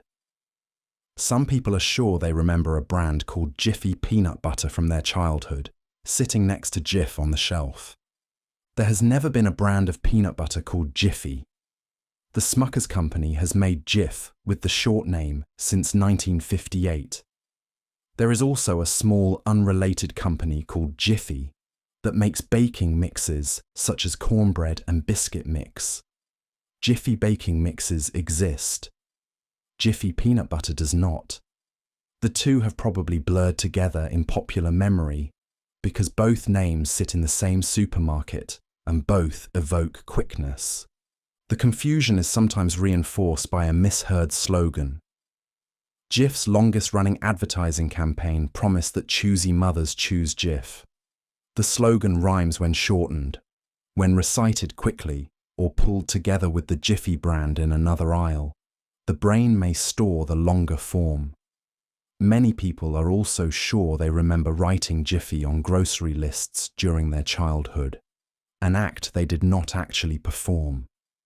Anyone curious about the truth can scan any peanut butter aisle in the country and find that the brand is Jif and only Jif. The Jiffy version, with the longer name and the friendly extra syllables, exists nowhere on the shelves and never has. The peanut butter people remember loving has always had a name shorter than the name in their memory. Bulls aren't enraged by the color red. The image is one of the most iconic in popular culture. A snorting bull in a Spanish arena, hooves stamping, eyes locked on a flapping red cape held by a matador. The cape. The bull is supposed to react to the color red itself, which sends it into a fury. Cartoons, advertisements, and everyday metaphors all assume the connection. Anything intensely provocative gets called a red flag to a bull. Bulls are colorblind in the red and green range. Their visual system distinguishes blues and yellows reasonably well, but cannot tell red and green apart from grey. The colour of the cape, to the bull, is more or less a neutral tone. What actually triggers the charge is motion. The cape flaps. The matador moves. The bull, already worked up from earlier provocation in the ring, responds to the moving object in front of it, not to its colour. Tests of this have been straightforward. Cape colours of red, white and blue have all been used in informal trials, with bulls reacting equally to whichever cape moves the most. The famous red cape, called the muleta, is dyed that color for a practical and cultural reason. It hides the blood from the earlier stages of the bullfight, making the spectacle less obvious to the audience. The color serves the human eye, not the bull's. The myth is preserved partly by the long history of bullfighting and partly by the color itself, which works as a powerful symbol of aggression in human culture. The bull in the arena is not responding to symbolism. It is responding to a moving threat, blind to the very color that supposedly drives it mad. In Michelangelo's Sistine Chapel, God and Adam's fingers don't actually touch. The creation of Adam is the most famous panel from Michelangelo's vast ceiling fresco in the Sistine Chapel, painted between 1508 and 1512. God, surrounded by angels, reaches out toward a reclining Adam. Adam, stretched on the rocks, reaches back. The two arms extend across the center of the image. Almost everyone who knows the painting remembers the fingertips meeting in a moment of contact, the spark of life passing from the older figure to the younger. The fingertips do not actually touch. Look closely at the original fresco or any high-resolution image of it, and there is a small but clear gap between the two index fingers. The space is narrow, perhaps the width of a fingernail in the actual painting, but it is unmistakable once seen. The two figures lean toward each other across that gap, suspended forever just before the contact that everyone remembers. The decision to leave the gap was almost certainly intentional. Michelangelo was a precise draftsman, and the painting at that location was carefully composed. The unfilled space generates a sense of tension and longing that completed contact would erase. The viewer's eye supplies the touch that the artist refused to paint, which is, in a sense, the point. The act of creation lives in the gap, not in the contact. Many viewers who have seen the image dozens of times are surprised when they look again with the gap in mind. Their memory has closed the distance. The fingers, in popular recall, are pressed together. In the chapel itself they remain divided, forever almost touching, in one of the most studied pieces of negative space in the history of art. Cleopatra wasn't ethnically Egyptian. Cleopatra is one of the most famous figures in ancient history. The last active ruler of the Ptolemaic Kingdom of Egypt, she had political and personal relationships with both Julius Caesar and Mark Antony, and her death in 30 before the Common Era marked the end of an era. The popular image of her is built on countless paintings, novels, and films. Most people, asked about her ethnicity, assume she was an Egyptian queen ruling her native land. She was, in fact, a Greek queen ruling Egypt. The Ptolemaic dynasty was founded by Ptolemy I, a Macedonian Greek general under Alexander the Great. After Alexander's death, Ptolemy took control of Egypt, and his descendants ruled for nearly 300 years. The Ptolemies generally married within the family, often siblings, in part to preserve their Greek heritage. Cleopatra was the last of the line, with little or no native Egyptian ancestry in her direct family tree. There is a small caveat. Some of her ancestry, particularly on her mother's side, is uncertain, and there is speculation about possible non-Greek heritage from a concubine or unrecorded marriage. The mainstream historical view, however, is that she was overwhelmingly of Greek descent. She did make one significant break with her family's tradition, which was to learn the Egyptian language. She was reportedly the first Ptolemaic ruler to speak it fluently, which earned her some genuine affection from her subjects. The image of Cleopatra as a culturally and ethnically Egyptian queen comes largely from later art and film. Hollywood epics in particular cast her as a kind of native ruler, ignoring 3 centuries of Greek rule. The actual queen was a Macedonian-descended monarch, presiding over a culture not originally her own, fluent enough to talk to her people, but not one of them by blood. Lemmings don't commit mass suicide. The image of lemmings has been a fixture of pop culture for decades. Small furry rodents from the Arctic, gathering into great migrating herds, racing toward a cliff edge and hurling themselves into the sea in a doomed mass suicide. The metaphor has been used to mock crowd behavior, market panics, and political mobs. The image feels like a piece of well-established natural history. Lemmings do not behave this way. They are small, herbivorous rodents that live in the tundra, with population cycles that swing between boom and bust over a span of a few years. During boom years, the population grows so large that the animals migrate in search of new territory and food. During those migrations, some individuals do fall off cliffs or drown crossing rivers, simply because they cannot all find safe routes. They are not deliberately ending their lives. They are trying to find new ground. The image of organized mass suicide was largely invented by a single Disney nature documentary released in 1958 called White Wilderness. The filmmakers, eager to capture the dramatic story they had heard about, were unable to film a real mass migration.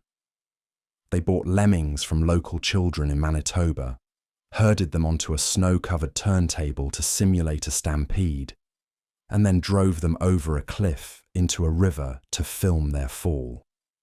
The footage looked spectacular. It was also entirely staged. The film won an Academy Award. The image it presented passed into general culture as if it were observed nature. Real lemming biology is far less theatrical.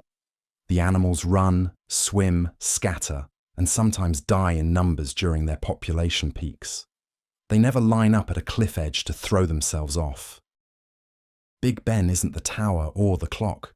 The famous landmark in London, soaring over the Houses of Parliament, is one of the most photographed structures in the world. Tourists pose in front of it, films use it to establish the setting of London, and references to the Great Clock are a shorthand for British identity. Most visitors, asked what they are looking at, will say Big Ben.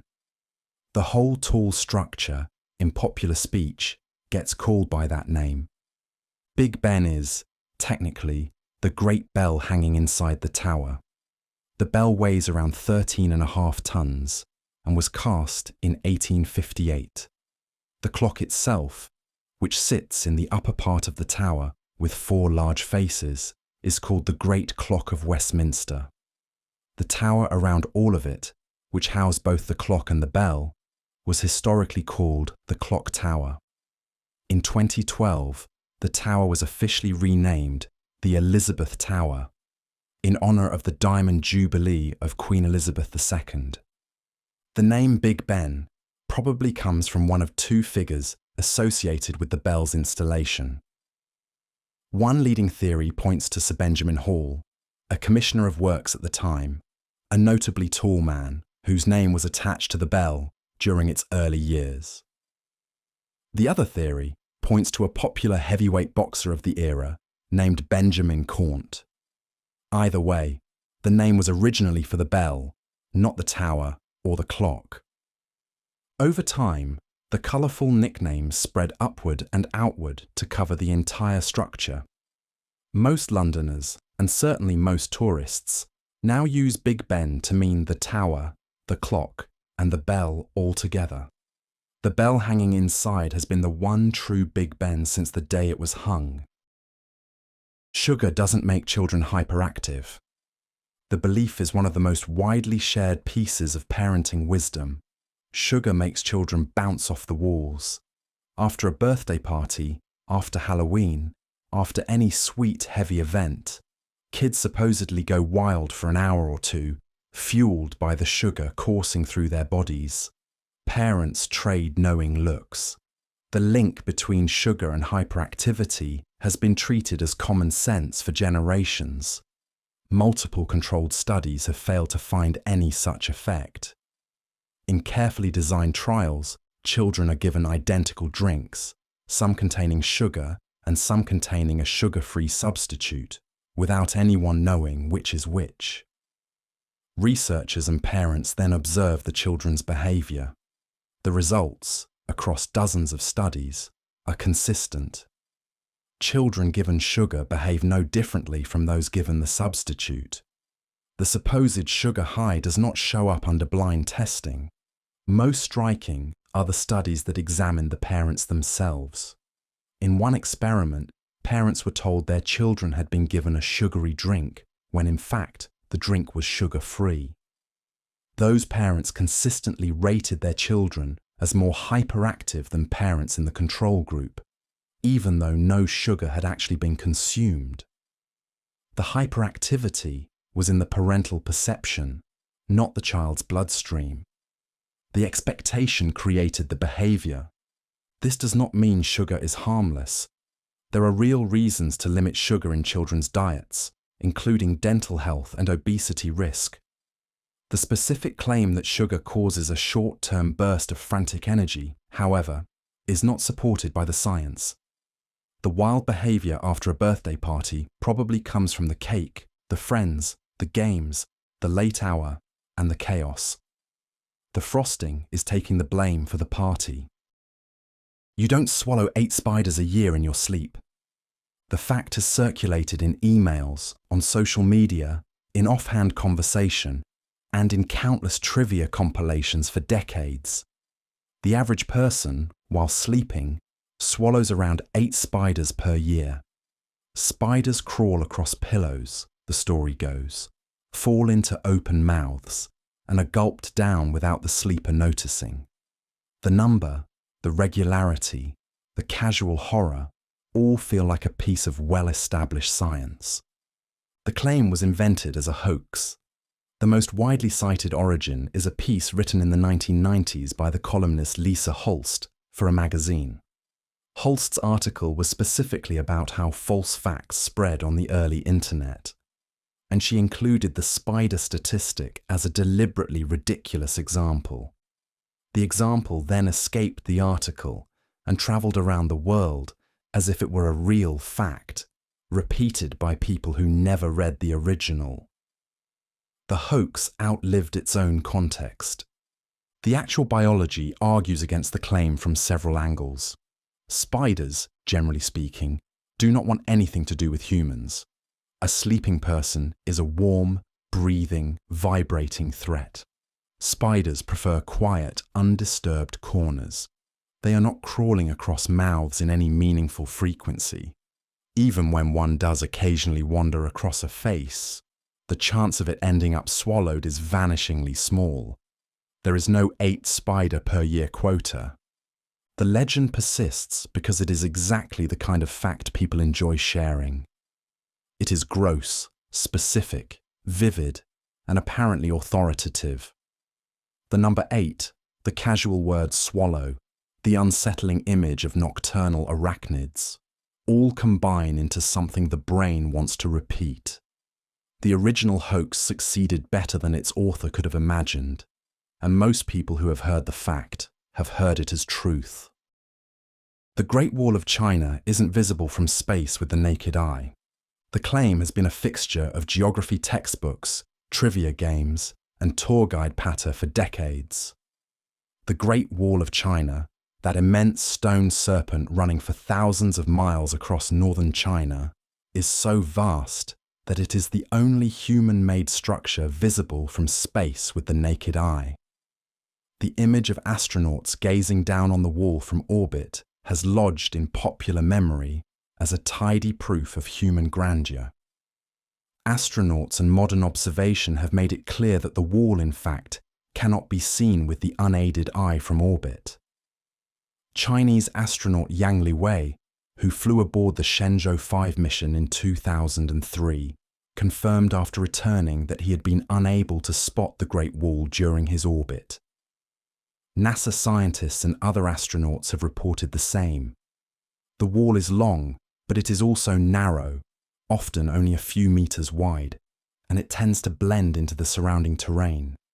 There are larger and more visible structures from low Earth orbit, major highways, airports, cities at night, large reservoirs, and irrigation patterns all show up more clearly than the wall. The reason the wall myth persisted for so long is partly its scale on a map. On a flat printed map, the wall looks enormous. On the actual planet, viewed from above, its narrow profile vanishes against the brown northern hills. The claim seems to have originated in pre-space age publications. A 1932 newspaper item asserted that the wall would be visible from the moon, long before any human had been to space to check. The claim was repeated, embellished, and eventually accepted as established fact.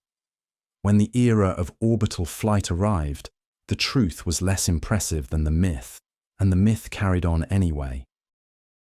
Cracking your knuckles doesn't cause arthritis.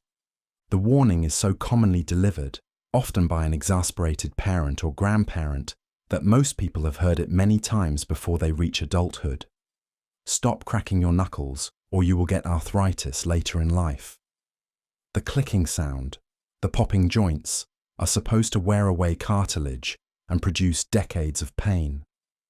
The threat has been used to discourage the habit for generations. There is no scientific evidence that cracking knuckles causes arthritis. Multiple studies, including a long-running observational study by a physician named Donald Unger, who cracked the knuckles of his left hand but not his right for over 60 years, have found no difference in arthritis rates between knuckle crackers and non-crackers. Larger formal studies have looked at hundreds of participants and reached the same conclusion. The link does not exist. The cracking sound itself is now reasonably well understood. When a joint is pulled or bent, the pressure in the synovial fluid inside the joint drops, and a small gas bubble forms in the fluid. The pop is the sudden formation of that bubble. High-speed imaging studies have captured the moment in detail. The process appears to be harmless. The joint is briefly stretched, the bubble forms, and then everything returns to normal. Habitual knuckle cracking can in some cases be associated with mild hand swelling or a slight reduction in grip strength, but even those effects are modest and have not been linked to arthritis. The classic warning is just a folk belief, repeated long enough to feel medically authoritative. The cracking sound is unsettling, the warning is satisfying, and neither one has ever predicted a real future of joint disease. The Titanic's distress calls were ignored by a nearby ship that could have saved everyone. The story of the Titanic has been told in books, films, museum exhibits, and underwater documentaries for over a century. The luxury liner, on its maiden voyage in April of 1912, struck an iceberg in the North Atlantic and sank within hours, killing more than 1,500 people. A common piece of the popular telling holds that a ship called the Californian was sitting just over the horizon, saw or heard the distress signals, and chose to ignore them. With more help, everyone might have lived. The reality was more complicated. The Californian was indeed nearby, perhaps 20 miles away, stopped for the night because of ice. Its lone radio operator had gone to bed shortly before the Titanic began transmitting its distress signal. The radio was switched off. No officer on the Californian heard the call because nobody was listening. The crew did see rockets fired from the direction of the Titanic, but failed to interpret them as distress signals, partly because rockets at sea had several possible meanings at the time. Even if the Californian had responded the instant the first rocket went up, it could not have reached the Titanic in time to save everyone.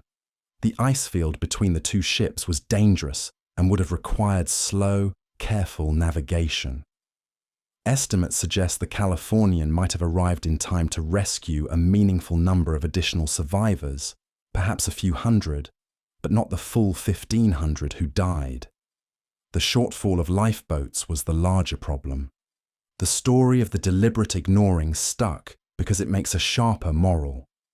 A villain ship sitting nearby, choosing not to help, is a more compelling outrage than a sleeping radio operator and ambiguous rockets. The actual failure was procedural, regulatory, and tragic. It was not the cold heart that legend has assigned it. Columbus discovered America. The story is told in classrooms and history books around the world. In 1492, Christopher Columbus sailed west from Spain and discovered America, opening the continents to European settlement and beginning the modern age of exploration. The word discovery, in this version, treats America as if it had been unknown to anyone before Columbus arrived. The image is so embedded in popular memory that a holiday in his name is observed across the Americas every October. The continents he reached had been continuously inhabited for at least 15,000 years before his arrival. Tens of millions of people lived across the Americas in countless distinct societies, from the Inuit in the Arctic to the Mapuche in southern Chile.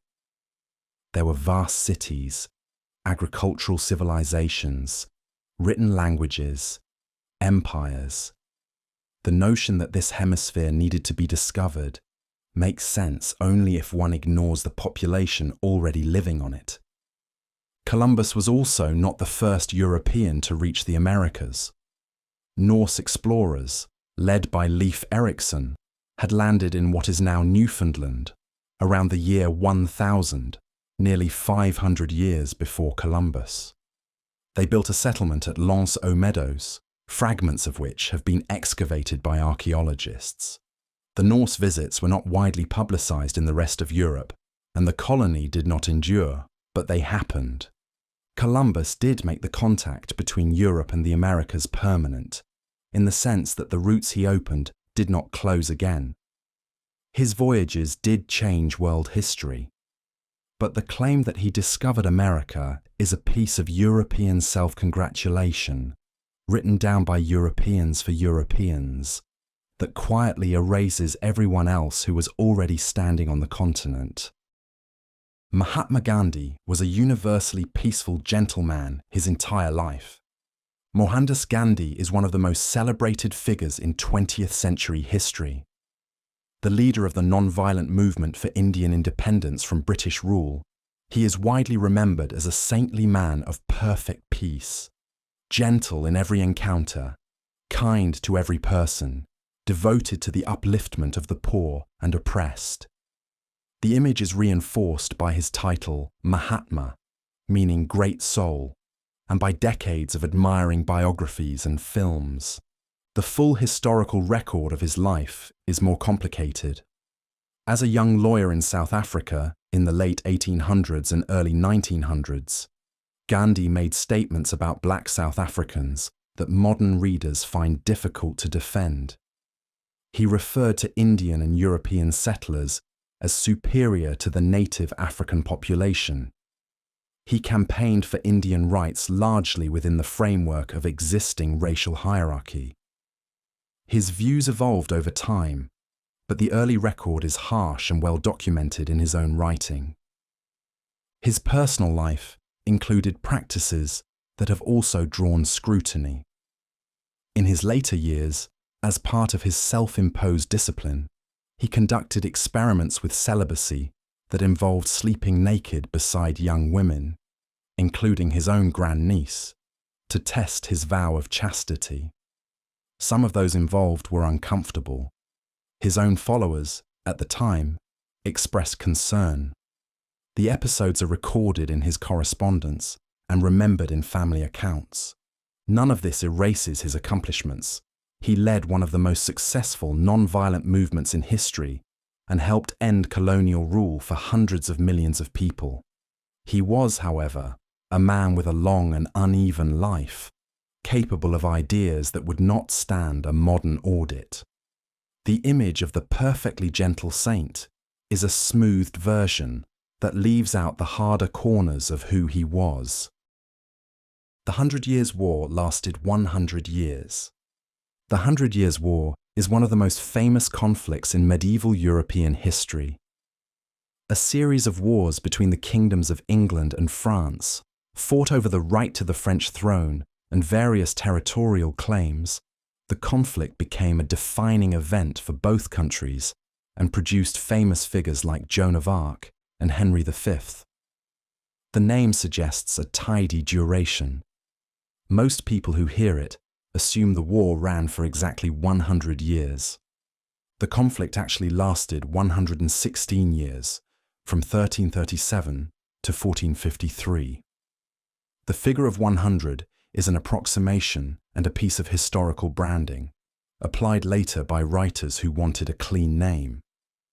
The wars were not even continuous. They consisted of several separate phases, with long stretches of truce, peace treaty, and uneasy quiet between bursts of fighting. The English King Edward III declared his claim to the French throne in the late 1330s. The French recaptured the last English possessions on the continent in the mid-1400s. Within the long span of the conflict, generations of people lived and died without ever seeing a battle. Some periods of peace lasted over a decade. Plague, including the Black Death, swept through Europe during the same century, disrupting both armies and the economies that supplied them. The conflict shaped national identity, military technology, and the eventual emergence of England and France as separate centralized states. None of those developments fit neatly into a 100-year frame.